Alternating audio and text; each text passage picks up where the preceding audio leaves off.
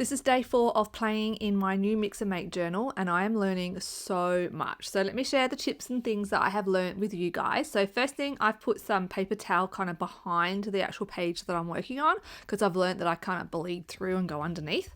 Then I have covered my page in gesso. Now I just had some gesso I found here in my stash. It's a clear gesso, it's Liquitex, I've had it for years. Then I actually had a dream about this page and I got up first thing this morning to make it because it was in my dream, and I've still got my pajamas on in this video. And in the dream I used this photo of Pearl, which I printed off just on a laser printer, and then I found a wings die I had in my stash. This is a Uniquely Creative die, it's a steampunk wings die, and I cut it out of just a practice piece that I did on my stories yesterday showing how you mix the pigments with acrylic paint, which is exactly what I'm doing here. So you just need a tube of white acrylic paint, and then you have every color paint you are ever going to need for the rest of your life because you're just going to mix the colors that you want. I have used emerald green and sky blue here, and I just start painting stripes because in my dream I had stripes, and that's as far as this went in my dream. Is I had this picture of Pearl with some wings with some blue and green stripes, kind of like in a gingham pattern. And then I was on my own. I had no idea what else to do. So I just go ahead and paint this and I wait for it to dry. And I've got this stencil in my stash. It's our Alluring stencil.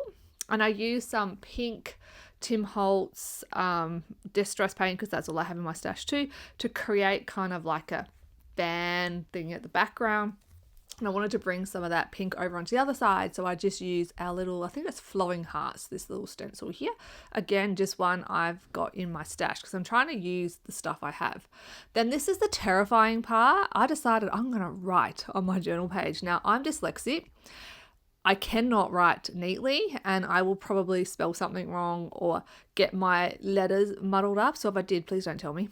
But I'm like, you know what? I'm just going to go for it. I'm just going to write on my page, and I've just used an acrylic paint pen there to write on there. And then I've decided I better glue that down. And once that paint pen has dried, I'm going over it with a white Posca pen just to make it pop. And you can't really tell from this frame, but when it's finished, you'll be able to see that the white Posca pen just makes it kind of like pop a little bit. And I also use that around the side. So I didn't actually see my finished page in my dream, so I don't know what it was meant to look like, but you know, this is not the best page in the world, but it's not the worst. I had fun doing it, and it was a lot of things that I've learned so far about doing art journaling. And one of the things is don't be afraid of using your own handwriting, even if you're hopeless, dyslexic, messy writer like me, because now that's in there, and may this be your year to shine, Miss Pearl.